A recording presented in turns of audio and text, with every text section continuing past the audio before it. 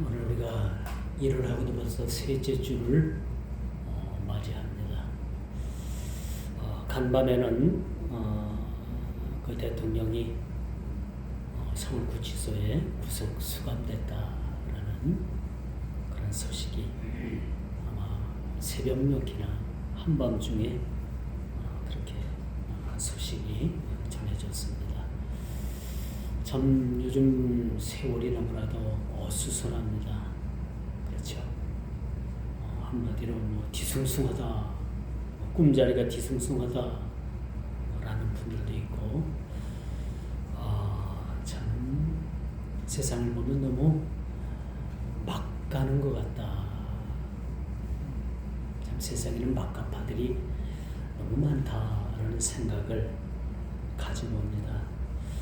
대한민국은 법치주의라고 하지만은 여전히 법치외권 외에 그렇게 고통당하는 사람들도 많이 있습니다. 유전무죄, 무전유죄. 뭐 좀 있으면 권력이 있으면 무죄고, 우리 같은 빈처의 사람들은 무전유죄 그런 시대에 살아가고 있어요. 어떤 이들은 망 한 조각을 훔쳐서 쇠고랑을 차는 사람이 있는가 하면 무수한 죄를 짓고도 그 죄의 본망을 피해서 그렇게 법을 무질서하게 하는 사람들도 세상에는 그렇게 있습니다. 우리나라만 이렇게 혼란한 것이 아니고 미국의 지금 LA 주에 로스앤젤레스 주에 지금 큰 산불이 났잖아요. 산불이 나가지고 서울 면적의 몇십 배가 지금 그 화재로 인해서 다 전수가 됐다. 아직도 그 불을 그렇게 끄지 못했다라는 이야기를 우리가 듣습니다. 참 이 산불, 불이라는 게 참 잘 다루면 아주 우리 인류에 아주 큰 공헌을 한 그런 물질이지만, 이 불을 잘못 다루게 되면은 모두를 삼켜버리는 그런 무시무시한 그러한 화마로 그렇게 변해버리는 사실을 알게 됩니다. 전에 제가 시골에서 목회할 때 산에 불이 났어요. 저는 산불을 그렇게 가까이에서 보기는 난생 처음입니다. 마을마다 연기가 얼마나 자욱한지 사택문을 닫아도 연기가 그 방 안으로 들어왔어요.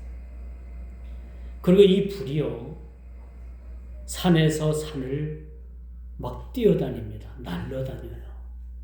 전 그걸 보고 와, 무섭다. 불이라는 것이 얼마나 무서운지 그때 경험을 했어요. 바람이 부니까 이 불이 이 산에서 이 봉우리에서 저 봉우리로 순식간에 옮겨붙더라고. 어떻게 사람으로서 어떻게 할 수가 없어요. 헬기는 연실 떠서 물을 갖다 퍼붓지만 그 화재를 진압하는 것이 아주 어려운 것을 보게 됩니다. 이처럼 하마가 지나간 자리에는 다시 회복하는데 수십 년이 그렇게 걸린다고 해요. 이 땅까지 이 화기가 배기 때문에 땅에 있는 미생물이라든가 거기에 있는 어떤 좋은 그런 씨앗이라든가 그런 것들이 다 소멸된다라고 봐야 돼요. 그리고 많은 세월이 흘러야지만이 거기서 그렇게 싹이 자랄 수 있는, 식물이 자랄 수 있는 토질로 그렇게 변한다고 합니다. 이렇게 회복하기가 쉽지 않아요. 마찬가지로 우리 인생도 마찬가지입니다. 하나님과 한번 그렇게 죄로 인해서 하나님과의 관계가 그렇게 갈라지고 나뉘어지게 되면 다시는 우리가 회복하기가 쉽지 않다는 거예요. 우리 인간관계도 똑같죠. 서로 원수 대하듯 하고 서로 원수가 지면 그것을 우리가 풀 실마리가 쉽지 않은 거예요. 그렇기 때문에 우리는 서로 화해하는 거예요. 화해하고 용서하고. 우리 주님께서 오셔서 그런 걸 가르쳐 주셨죠. 용서와 관용을 우리에게 가르쳐 주셨습니다. 너희는 서로 용서하라. 내가 너희를 용서해 준 것처럼 너희도 서로 용서하고 사랑하라. 서로 관용을 베풀어라. 그렇게 말씀하고 계십니다. 제가 말씀을 드립니다마는 불은 잘 따르면 인류에 큰 이익이 됩니다. 그러나 불을 잘못 따르면은 여러분 돌이킬 수 없는 큰 손실을 입게 되는 것이 참 이것이 사실이죠. 오늘 본문 1절도 바로 그런 말씀을 보게 됩니다. 오늘 본문 1절을 제가 한번 읽어볼게요. 레바논아 내 문을 열고 불이 내 백향목을 사르게 하라. 그렇죠? 이 일로 인해서 너 잣나무가 고골하고 백향목이 무너졌고 넘어졌고 아름다운 나무들이 쓰러졌고 바산의 상수리 나무들이 곡하고 무성한 숲이 엎드러졌도다. 이 화마가 지나가고 난 자리가 이렇게 비참할 수밖에 없다라는 것을 우리는 보게 됩니다. 레바논아 내 문을 열고 불이 내 백향목을 사르게 하라.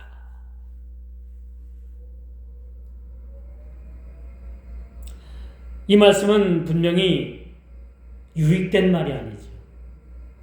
하나님의 심판의 전주곡임을 우리는 알아야 됩니다. 레바논의 백향목이 어떤 나무입니까? 한때는 솔로몬 성전을 이 레바논의 백향목을 갖다가 성전을 그렇게 지었어요. 아주 아름답고 향이 나고 가장 품질이 좋은 그런 나무였다라는 사실을 우리가 보게 되지요. 이런 나무를 한낱 심판의 불쏘시개로 그렇게 쓰시겠다라는 말씀. 이 말씀은 분명히 하나님의 심판을 그렇게 말씀해 주고 있는 것이라고 보게 되는 것이죠. 이 말씀은 어떤 말씀이냐면 장차 유대가 로마에 의해서 멸망당할 뿐만 아니라 그 로마의 발발굽 아래 유대가 예루살렘 성전이 회파되고 예루살렘이 그렇게 하나님의 심판 아래 로마의 군대에 의해서 이것이 완전히 회파되고 없어질 것이라는 것을 예언하는 말씀이라고 말씀드릴 수가 있는 것이죠. 그렇다면 왜 하나님께서 유다를 멸망하는 레바논의 백향목으로 그렇게 비유하고 있을까? 화재로 인해서 여러분 이 화재로 인한 죄는 너무나도 끔찍합니다. 그렇죠? 불은요 흔적을 남기질 않아요. 이 화마는 모든 것을 태우고 재만 남깁니다. 형체를 알아볼 수 없을 정도로 모든 것을 다 태우는 것이 화마라는 것을 우리는 알아야 되는 것이죠. 그리고 그 뒤에는 아주 끔찍하고 비참하기 짝이 없는 모습으로 이 화마가 지나가고 난 자리는 이렇게 비참하다라는 거죠. 화마가 지나가고 난 자리 2절에 아주 분명하게 그렇게 말씀을 하죠. 너 잣나무여 곡할지어다. 이게 어떤 나무든 다 태우는 거예요. 백향목이든 잣나무든 또 바산의 상수리 나무들이든 무성한 숲이든 어떤 것들이든 이 불 앞에서는 다 그렇게 탈 수밖에 없다라는 것을 보게 되는 거죠. 그리고 마지막에 무성한 숲이 엎드러졌도다 라고 그렇게 말씀합니다. 참 이걸 보면서 하나님의 심판은 참 여러분 우리가 상상을 초월할 수가 없는 어떤 사람은 천국과 지옥 이야기를 하면 아이 뭐 지옥까지 뭐 아주 뭐 당연한 것처럼 그렇게 얘기를 해요. 한번 가보세요. 지옥이 어떤 곳인가. 말로 표현할 수 없는 것이 지옥이에요. 자기 스스로 목숨을 끊고 자기 스스로의 그런 생을 정리하고 싶어도 정리할 수 없는 곳이 지옥입니다. 그렇게 고통이 우리 인간의 언어 표현으로서는 할 수 없는, 표현할 수 없는 곳이 바로 지옥의 그런 고통이라는 사실을, 이 사실을 안다라면 함부로 지옥 간다 소리 하겠어요? 그렇죠? 절대 그럴 수가 없는 거예요. 이 화마가 지나간 자리 너무나도 끔찍하지요. 너 잣나무야 곡할지어다. 백향목이 넘어졌고 아름다운 나무들이 쓰러졌음이로다. 바산의 상수리 나무들아 곡할지어다. 무성한 숲이 엎드러졌도다. 그 하마가 지나가고 난 자리에는 아무것도 남지 않는 그런 한 줌의 재밖에 남지 않는 그런 모습을 우리가 보게 되는 겁니다.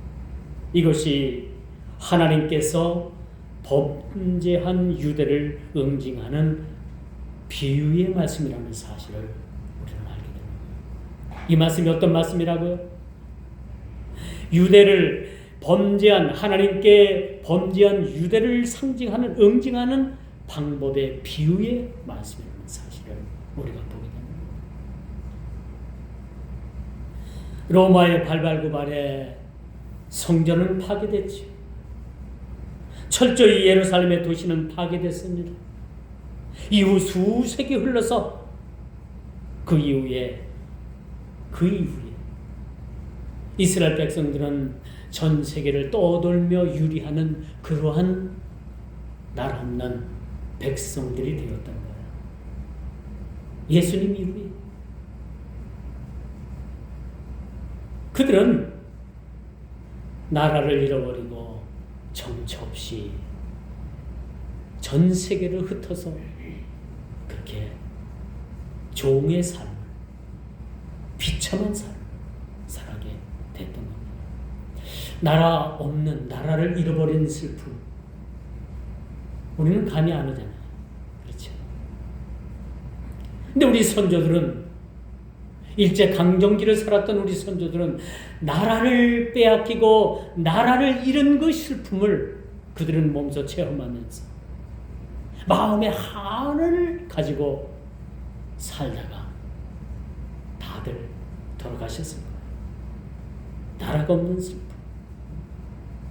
이스라엘 백성들이요, 그들이 이후 수세기 흘러, 수백 년 흘러서 1948년 유대인들은 이스라엘 나라 땅에, 그 가나안 땅에 이스라엘을 재건을 합니다. 이게 무려 몇 년 만이에요? 1700년 만에 나라를 잃어버리고 하나님의 심판을 받고 그 이스라엘 나라가 흔적도 없이 지도상에서, 지구상에서 사라진 지 1700년 후에 그들이 1948년에 이스라엘 땅으로 하나 둘씩 모여들기를 시작을 하는 거예요. 참 세월이 너무나도 많이 흘렀죠. 하나님의 심판이 1700년 동안이나 그렇게 이스라엘에 대해서 그렇게 심판이 진행됐다라면, 와, 우리는 상상도 못하잖아요. 단 한 달도, 단 일주일도 우리가 자유의 억압을 받는다면, 우리 삶의 억압을 받고 노예의 삶을 산다면 모르긴 몰라도 자살하는 사람들이 꽤 많이 나타나는 거예요. 이스라엘 백성들은요, 하나님의 심판 아래 1700년 동안이나 이렇게 나라 없이 유리하면서 그렇게 떠돌아 다녔던 사람들입니다. 2차 세계대전 때는요, 독일 히틀러에 의해서 600만 명이 넘는 그런 유태인들이 가스 챔바인 속에 갇혀서 600만 명이 가스실에서 그렇게 죽었습니다. 그냥 나라 없는 민족으로 흩어진 것밖에 아니에요. 시대마다 그들은 고통을 당했고 그들은 시대마다 참기 어려운 그런 큰 고난을 당했다는 사실을 우리가 보게 됩니다.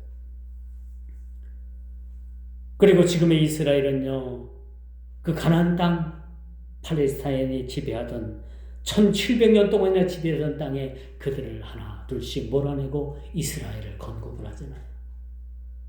엊그제 보니까 이스라엘과 하마스가 극적인 휴전 합의를 했다는 뉴스가 뜨더라고요. 아직도 그들은 전쟁 중입니다. 아직도 그 전쟁의 진행형 중이에요.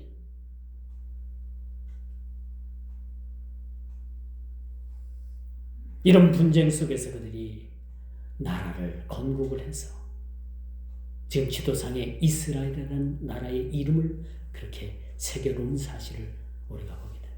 여기서 우리가 간과하지 것은 이 하나님의 심판은 이렇게 혹독하리만큼 하나님의 심판은 그렇게 명확하며 그 하나님의 심판은 누구도 피해갈 수 없다라는 사실을 우리는 말씀을 통해서 그렇게 교훈 삼을 수가 있는 거예요.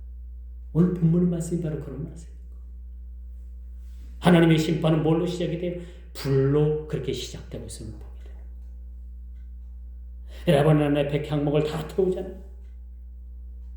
이스라엘을 상징하는 그런 유대 민족을 로마가 그렇게 짓밟고 예루살렘 성전은 그렇게 완전히 돌 위에 벽돌 위에 돌 하나 남기지 않도록 완전히 허물어버리는 사실.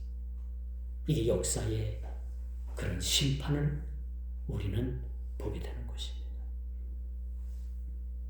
그리고 이처럼 이스라엘에 대한 하나님의 심판은 한 국가를 경영하는 그런 지도자들의 부패와 또 더불어 요즘 자주 등장하는 그러한 정치 집단들, 이런 집단들에 대한 하나님의 경고의 말씀이라는 거죠. 왜 이스라엘이 이처럼 하나님 앞에 심판을 받을 수밖에 없었던가? 당시에 그 이스라엘의 지도자들은 부패하기가 이를 데가 없었던 거예요. 더 이상 구제불능 상태의 지도자들의 모습을 우리는 보게 되는 거예요. 여기에는 제사장, 그렇죠? 서기관, 바리새인, 유대의 지도자들, 이런 자들에 대한 그러한 부패를 더 이상 하나님께서 볼 수가 없었던 겁니다. 왜 이스라엘이 망했겠습니까? 그들은 정치적으로도 완전히 부패했어요. 백성들은 하나님을 섬기는 일에서 떠나 우상을 섬기고 하나님의 언약의 약속을 그들 스스로가 어겼다라는 사실을 우리는 간과해서는 안 되는 거죠. 이게 2000년 전의 일입니다. 그러나 여러분, 우리가 알 것은 오늘날 우리가 살아가는 이 시대도 마찬가지예요. 하나님의 심판은 어김없이 그 죄에 대해서 묵고하지 않으신다는 겁니다. 우리가 인간이 살아가면서 최소한의 기본 양심이라는 게 있잖아요. 기본 법이라는 게 있잖아요. 법이 정해지지 않아도 우리는 양심의 법에 따라서, 더더욱 우리 신앙인들은 신앙의 양심을 따라서 우리는 세상을 살아가게 됩니다. 그렇죠? 하나님께서는 우리가 부인하지 못할 정도로의 우리의 각자에게 다 신앙의 양심을 주셨습니다. 이런 양심의 법을 따라서 우리가 세상을 살아가게 되는 거예요. 성경에 없는 법도 법입니다. 왜? 하나님께서 양심을 통해서 우리에게 그 법을 지키도록 만들어 주셨기 때문에 그런 거죠. 그러나 요즘 돌아가는 우리 국가의 형태를 보면 과연 법이 살아있는가? 얼마 전에 우리나라 그 과항이라는 그런 가수가 이제 은퇴 기념으로 전국 방방곡곡을 돌면서 은퇴 기념 공연을 했잖아요. 거기서 그가 정치적인 이야기를 한번 했잖아요. 그러니까 난리가 났어요. 그거. 그렇죠? 이런 시대에 우리가 살아가고 있습니다. 아닌 것을 아니라고 할 수 있는 그런 용기. 이게 사실은 우리에게 필요한 거죠. 어떤 이들은 그런 얘기를 합니다. 교회는 교회 안에서 기도만 하면 되지 바깥으로 나와서는 안 된다. 이건 틀린 말입니다. 교회는 얼마든지 정치에 참여할 수 있고 국가가 그런 길로 가면 바른 길로 가지 못하면 엄연하게 그들을 꾸짖고 책망할 수 있는 그런 우리 교회 지도자들이 많이 필요하고 우리 평신도 지도자들도 마찬가지입니다. 이런 것에 대해서 올바른 판단, 올바른 행동이 우리에게 사실 필요하다라고 말씀드릴 수가 있는 겁니다.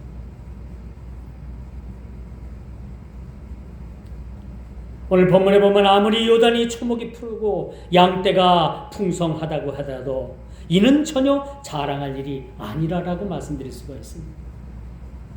대한민국의 경제 10대 대국으로다가 섰다고 합니다. 경제 대국이라고 합니다. 그러나 분명한 것은 이런 일들을 우리가 자랑할 일이 아니라는 거죠. 하나님께서 정하시고 마음 먹으면은 우리나라 경제 순식간에 다 무너집니다. 우리나라 경제가 여러분 미국 경제가 감기가 걸려서 기침 한번 하면요 우리나라 경제는 코로나가 걸려가지고 죽을 위기에 처하는 그런 상황이라고. 미국과 우리나라 경제는 뗄래야 뗄 수가 없어요. 미국이 기침 한번 하면 우리나라 완전히 그냥 그 경제의 패닉 상태가 오게 됩니다. 이런 시대에 우리가 살아가.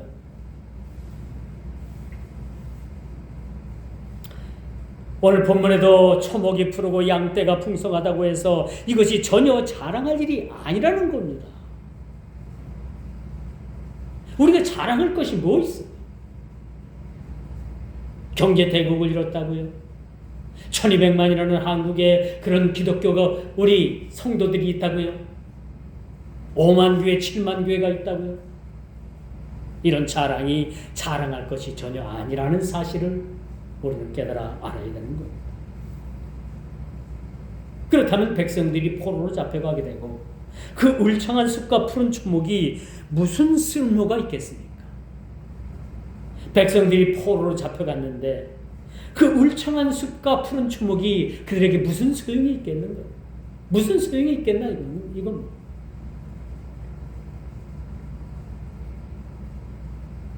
더군다나 여러분 이같이 울창한 숲풀들이 불붙게 돼서 사자들도 울부짖게 되면 어찌미뇨? 이런 푸른 초목과 이런 울창한 숲이 그렇게 심판에 의해서 불이 붙고 다 천소가 돼서 타는데 그 초목에 불이 붙어서 사자들이 울부짖는데 이 모든 일들이 무슨 소용이 우리에게 있겠느냐.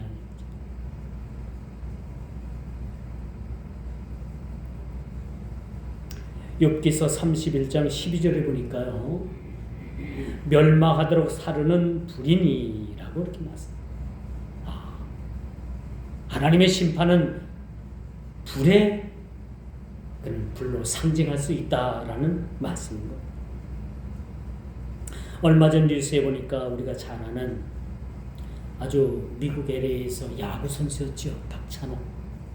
박찬호 선수가 미국 LA에 집을 샀어요. 집을 샀는데 그 집이 아주 큰 저택이고 돈이 어마어마하게 비싼 그런 집입니다. 근데 그 산불로 인해 가지고 LA 화재로 인해 가지고 박찬호 선수 집이 홀랑 다 탔대요. 다 타가지고 채만 남았다. 그래 간신히 박찬호 선수 그 가족이 간신히 몸만 피해 가지고 대피소에 가 있었다. 대피소에 가 있다. 뭐 지금쯤이면 국내에 들어왔을지도 몰라요. 그런 뉴스를 그렇게 접한 적이 있습니다.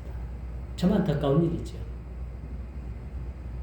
그 큰 저택이 다 타버리고 쟤만 남았다는 것은 참 자연재해로 치부하기에는 참 아쉬운 점이 많이 있지 않습니까?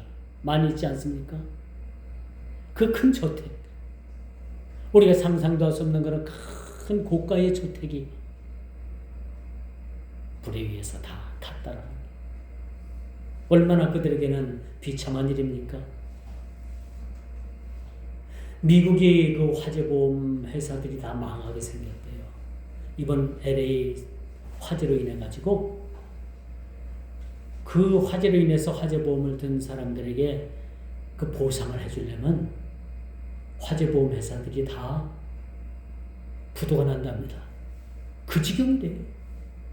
그렇게 많은 인명 손실을 그렇게 발생을 했다는 사실.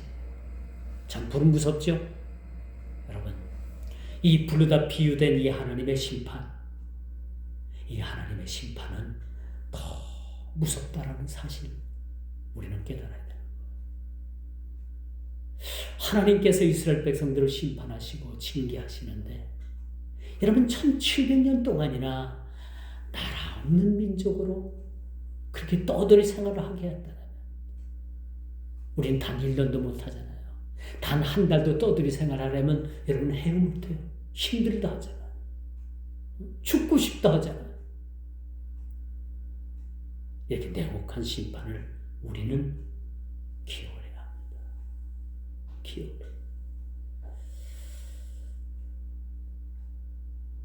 근데 여기서 반전이 이루어지죠. 4절에 보니까 너는 잡혀 죽을 양떼를 먹이라. 그렇게 말씀합니다. 이런 와중에서도 하나님께서 포로로 잡혀가는 이스라엘 백성들을 하나님께서 간과하지 않고 묵인하지 않고 그들을 돌보라는 거야. 이게 누가 해야 될 일입니까? 목자가 해야 될 일이라는 거야. 목자들. 여러분 세상이 요즘 어떻게 여러분 어떻게 진행이 되는지 참 알다가도 모르는 시대에 살아가고 있어요.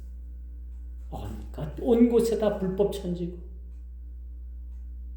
코에 걸면 코걸이, 귀에 걸면 귀걸이, 기준이 없어졌어요.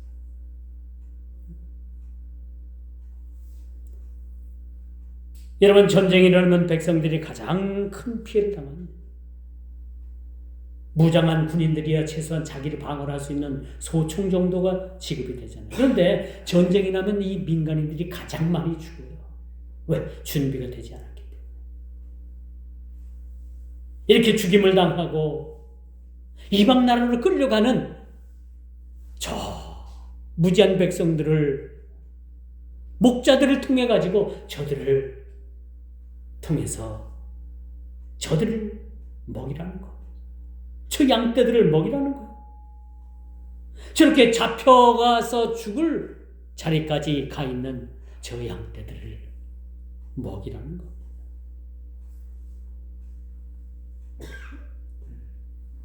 이 모습은요, 백성들을 위해서 하나님의 선지자에 대한 명령입니다. 잡혀 죽을 양떼를 먹이라. 결과가 나왔잖아요. 어차피 잡혀 죽어요. 그렇지만 너는 가서 그 양떼들을 먹이라는 겁니다. 저들이 죽든지 아니 죽든지 죽을 운명에 놓여 있을 때일지라도 너는 가서 그들에게 저 양떼를 먹이라는 거. 그러나 오늘날 현실은 그렇지 않아요. 오늘날의 현실은 저렇게 잡혀가는 양떼들, 저렇게 잡혀가는 그 불쌍한 백성들을 등쳐서 그들을 뭐요? 괴롭게 하는 지도자들이 그 시대에도 존재했고 지금 이 시대에도 존재한다는 사실을 우리는 묻고 해서는 안 된다는 사실입니다.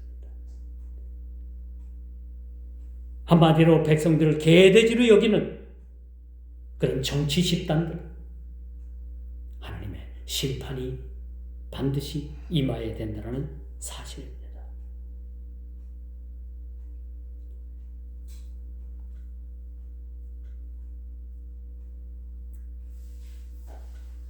이처럼 하나님을 두려워하지 않고 폐악질을 일삼는 자들. 요즘 또 폐악질이라는 말이 유행어처럼 그렇게 유행이 되더라. 폐악질하는 사람들이 요즘 얼마나 많이 있습니까? 여러분들이 누구라고 지칭을 하지 않아도 우리는 다 알죠. 근데 왜 말을 안 합니까? 누구라고 얘기를 안 해도 우리는 다 알아요. 이렇게 폐악질하는 사람들. 오늘날의 이 정치 몰입애들, 이런 자들은 힘없는 백성들을 사고판 지도자들, 이런 행패를 멈추지 않는 그런 자들임을 우리는 보게 되는 것이죠. 끌려가는 저들을 등치고 저들을 멸망 가운데 저들을 그 이기주의적인 근성을 버리지 못하고 그 폐악질을 하는 집단들을 우리는 보게 됩니다. 그들은 멸망을 기회로 해서 자신들의 일신영단을 그렇게 목적으로 하는 자들입니다. 그 목자들이라는 것은 이와 같은 부패한 지도자들을 우리가 가르친다라고 말씀드릴 수가 있습니다. 한마디로 말하면 모두가 다 썩은 거예요. 백성들로부터 어린 그 가장 낮은 백성들로부터 시작해가지고 가장 높은 고관 제닥들까지 모두가 다 썩었습니다. 이제 우리나라가 사법부가 제대로 사법부 판단을 내리고 있나요? 사법부도 이미 맛이 갔습니다. 입법부인 국회도 맛이 갔습니다. 행정부도 맛이 갔습니다. 우리나라 정치가 다 썩어버렸어요. 국민의 반이 공산주의를, 사회주의를 그렇게 숭배합니다. 국민의 반이 반반으로 나눠졌어요.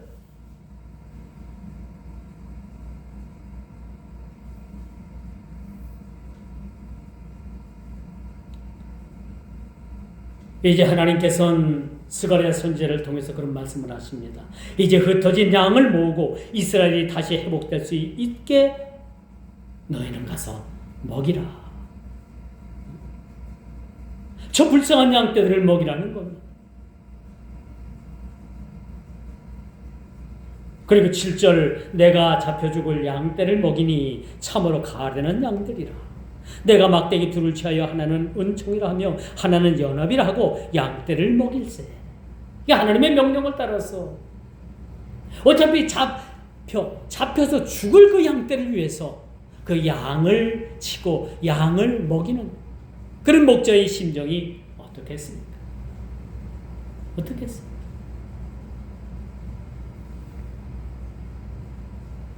이 말씀은 돌아오는 겁니다.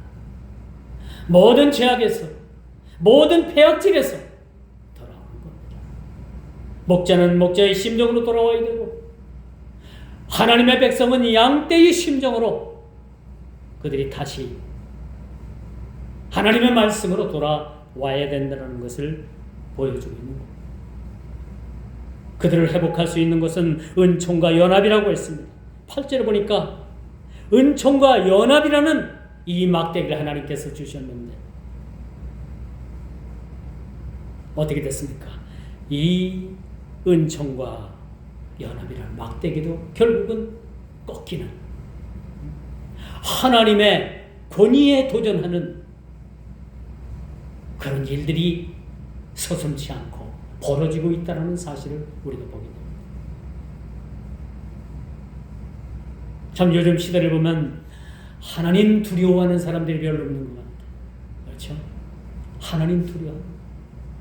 우리는 어떻습니까? 우리는 하나님이 두렵잖아요. 그래서 우리의 모든 생활을 절제하고 우리 삶을 돌아보고 근데 우리가 시간을 보내기도 하고 이런 일들을 염두하면서 우리가 살아요. 그러나 요즘 보면요. 참 하나님의 권위에 도전하는 자들이 너무나 많이 있습니다. 반드시 하나님께서는 이에 대해서 심판하실 것입니다. 이제 말씀의 결론을 맺습니다. 시대가 너무나도 지금 악한 시대에 우리가 살아가고 있습니다. 무질서 속에서 살아갑니다. 우리는 역사에 한 번도 경험하지 못했던 이 나라의 사건 사고를 지금 저와 여러분들은 그렇게 경험하면서 살아가고 있습니다. 이런 일들을 당하면서 살아가고 있습니다. 이름에도 불구하고 하나님께서는 선지자를 통해서 잡힐 양떼와 같은 이 비에 빠진 백성 중에서도, 멸망당할 이 백성들 중에서도 반드시 하나님의 말씀을 청종하고 그 말씀을 따라서 돌아오는 그런 자들은 구원받을 것이라는 사실을 그렇게 말씀해 주고 있습니다.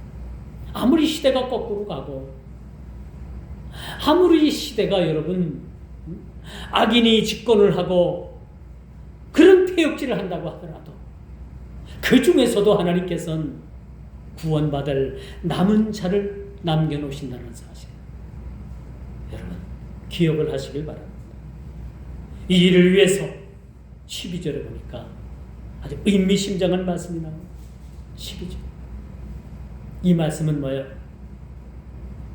예수님을 판 가룟 유다가 얼마에 예수님을 팔아먹었어요? 은 30에 예수님을 팔잖아. 그렇죠? 82절. 이렇게 은 30에 팔릴 정도로 우리를 사랑하신 그 하나님의 사랑은 예수님께서 이 땅에 오셨다는 것. 이 예수님께서 우리를 구원해 주시기 위해서 잡힐 양떼와 같은 그 비에 빠진 백성들 중에서 그 말씀에, 그 하나님의 말씀에 청종하는 자들을 구원하기 위해서, 그 우리 예수 그리스도께서 다시 오실 그 대망 사상을 가진 그러한 신앙을 가진 자들을 위해서 12절에 보니까 은 30에 팔려요. 그 예수 그리스도께서 궁극적인 구원을 이루실 것이라는 사실을 오늘 말씀을 통해서 우리에게 증거해 주고 있다는 사실을 기억하시고, 여러분 시대가 너무나도 악하고 우리가 적응하지 못할 정도로 이 죄악이 번영을 한 그런 시대에 우리가 살아가도 끝까지 우리의 믿음을 지키고 아닌 것을 아니라고 할 수 있는, 한 거 할 수 있는 그러한 우리 신앙인들이 다 되기를 주님의 이름으로 축원하면서 말씀을 나누도록 하겠습니다. 기도합니다. 아버지 하나님, 이 시대에 악으로 이끄는 그런 세력들을 주께서 멸하여 주옵시고, 거짓과 폐역으로 인해서 우리 영적인 그런 삶이 흐려지지 않고 해받지 않도록 늘 우리에게 경계하는 마음을 주옵시고, 특별히 우리에게 시대를 분별하며 이 악한 시대를 통해서 우리의 신앙에 온전하고도 우리 신앙을 해받지 않는 그러한 신앙을 따라 살아갈 수 있는 새 힘을 주시되, 오늘도 주님의 새 영을 부어 주옵시고, 우리의 힘으로는 살아갈 수 없습니다. 판단하기도 너무나도 힘든 시대에 살아갑니다. 하나님, 우리에게 새 영을 부어 주셔서 이 시대적인 사명 잘 받아 감당할 수 있도록 주께서 은혜 베풀어 주옵시고, 하나님의 심판을 두려워하고 백성들을 불쌍히 여기는 우리 지도자들이 다 되게 해주시고, 우리 그리스도인들이 되게 해 주옵소서. 또한 은총과 연합이라는 이름으로 다시 이 땅을 주께서 회복시켜 주옵소서. 예수님의 이름으로 간절히 기도 드리옵나이다. 아멘.